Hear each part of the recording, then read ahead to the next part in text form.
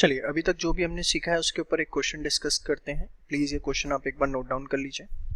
Opening balance, cash, stock, debtor, goods sent to branch, cash sales, credit sale, paid debts, discount allowed, abnormal loss, normal loss, closing stock. Goods are invoiced at profit of 20% on invoice price. ठीक है, ये information आपके पास है। आइए start करते हैं। सारे accounts हम बनाएंगे इसके अंदर। सबसे पहले branch stock account, branch debtor account,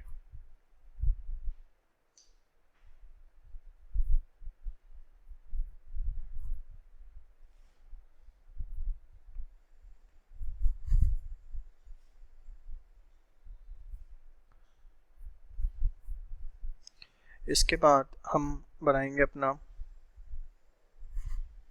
branch cash,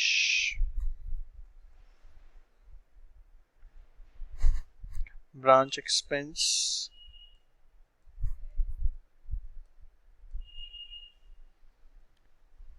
branch adjustment. ठीक है, और इसी के नीचे हम P&L कंटिन्यू भी कर सकते हैं। चलिए जो स्पेस होगा उसमें देख लेंगे उससे। सबसे पहले बात करते हैं ब्रांच स्टॉक अकाउंट की। Opening balance, opening balance branch stock में कितना है? 20,000 रुपए।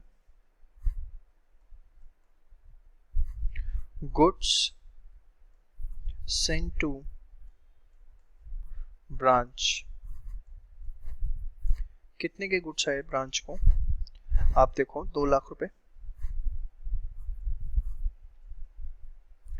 इसके बाद कैश सेल्स हुई 80,000, तो यहां हमने लिखा ब्रांच कैश।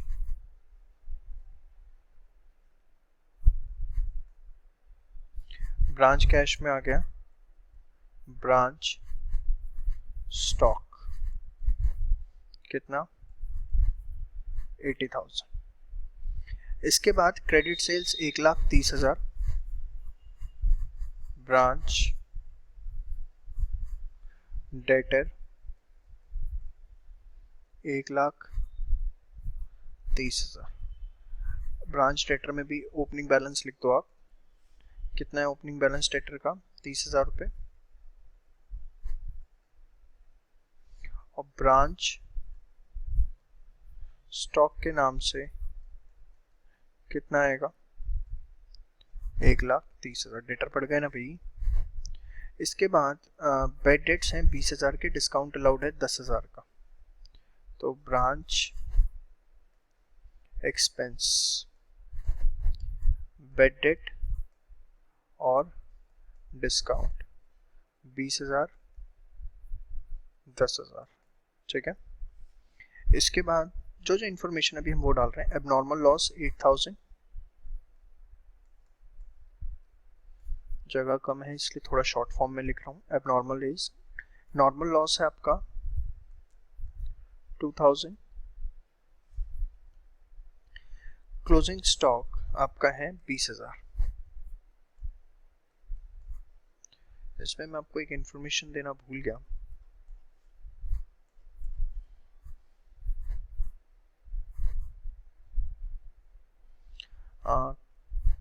क्लोजिंग डेटर्स पे लिख लीजिए।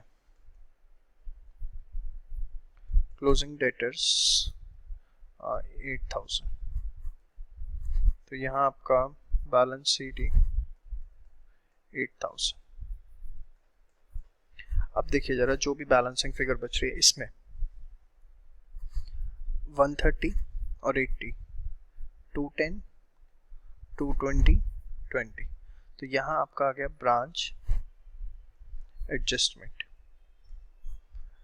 बैलेंसिंग फिगर, कितना? 20। ये सरप्लस आप सीधे यहाँ ट्रांसफर कर दोगे ब्रांच स्टॉक। ये मैंने आपको अकाउंट के अंदर नहीं पढ़ाया था, जानबूझ के मैं आपको क्वेश्चन में रिकॉल करवाना चाह रहा था, क्योंकि वहां पे ऑलरेडी कॉन्सेप्ट में घुस चुके थे। समझ में आया? ये सरप्लस हम यहाँ क्योंकि वहां पर हमारा ग्रॉस प्रॉफिट निकलता है which is the overall profits. समझ में आई बात? चलिए इसके बाद ये आपका आ गया। यहाँ पर आपके जो बैलेंसिंग फिगर बचेगी that is branch cash as balancing figure. ये आपके लिए लिख रहा हूं मैं ताकि दिक्कत ना है। 160 माइनस 30 130 1,20,000। ठीक है, तो यहाँ लिखा ब्रांच डेटर 1,22,000। ठीक है, और कुछ ऐसा इसमें नहीं है, तो ये इसका बैलेंस शीट ही आ जाएगा 2,02,000। ब्रांच एक्सपेंस की अगर हम बात करें तो हमारे पास ब्रांच डेटर से ही अमाउंट आता है टोटल कितना 30,000 रुपये, जिसको हम ट्रांसफर कर देंगे ब्रांच P&L में। कितना 30,000। यहाँ तक तो आप ऑलरेडी मेरे साथ चीज़ें पहले भी सीख चुके हैं। अब आ रहे हैं मेन। हाँ जी, हम यहाँ पर बताओ सबसे पहले क्या लिखते हैं? Stock reserve. स्टॉक रिजर्व जो हम यहाँ लिखते हैं, मैं जरा इसको एक बार रब कर रहा हूँ। जो यहाँ पर हम स्टॉक रिजर्व लिखते हैं वो किस पर लिखते हैं? ओपनिंग स्टॉक पे। ओपनिंग स्टॉक पे जितना प्रॉफिट है तो 20,000 है, 20,000 का प्रॉफिट उसने बोला है 20% हम इनवॉइस प्राइस पे लेते हैं, तो 20% ऑफ 20,000। ठीक है, कितना आ जाएगा यहाँ पर आपका 4,000। फिर ऐसी goods send to branch, short form में लिख रहा हूँ, लोडिंग कितनी आएगी बताओ? 2 लाख का 20% 40,000। फिर इधर आपका क्या बोलते हैं, ब्रांच स्टॉक, वही वाली फिगर 20,000। ये मैंने आपको अकाउंट में नहीं बताया, मैंने आपको बताया था, ये मैं आपको यहाँ इसलिए सिखा रहा हूँ बेटर अंडरस्टैंडिंग। नाउ इसके बाद जो स्टॉक रिजर्व है उसका क्लोजिंग स्टॉक का जो प्रॉफिट है कितना है आपका 4,000।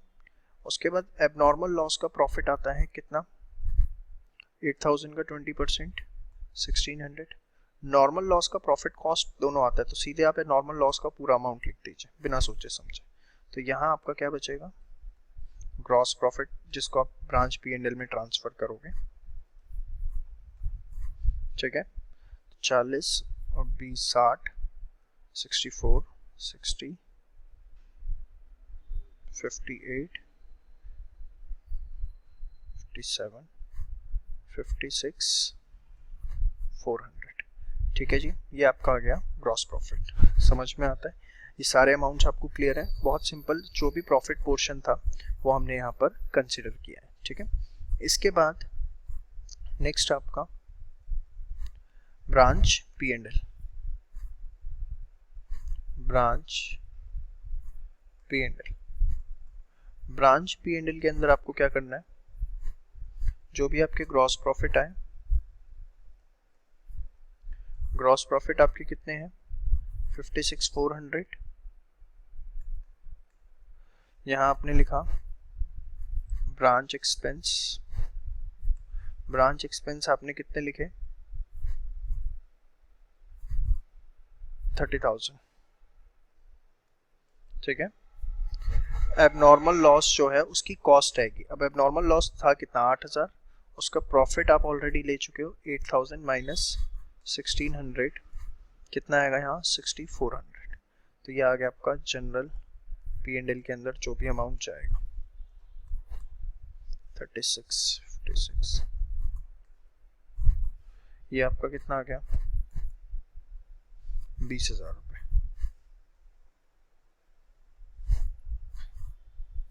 तो ये इस तरीके से आपके प्रॉफिट निकलते हैं। देखिए मोटा मोटा आपको इसमें जो बातें ध्यान रखनी है, अगर आप पूरी समरी तैयार करो स्टॉक एंड डेटर मेथड की, स्टॉक अकाउंट, स्टॉक बढ़ेगा डेबिट, कम होगा क्रेडिट।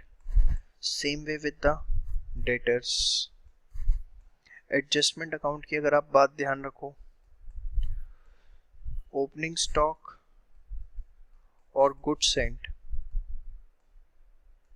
इसका जो प्रॉफिट है वो हम क्रेडिट करेंगे, और जो क्लोजिंग स्टॉक है, एबनॉर्मल लॉस है या नॉर्मल लॉस है, इन दोनों को तो आप प्रॉफिट पोर्शन को डेबिट करने वाले हो, और इसका टोटल अमाउंट जो है वो आप क्या कर दोगे, डेबिट कर दोगे। ठीक है। और जो सरप्लस है फ्रॉम ब्रांच स्टॉक, वो ट्रांसफर कहाँ होता है, ब्रांच एडजस्टमेंट अकाउंट।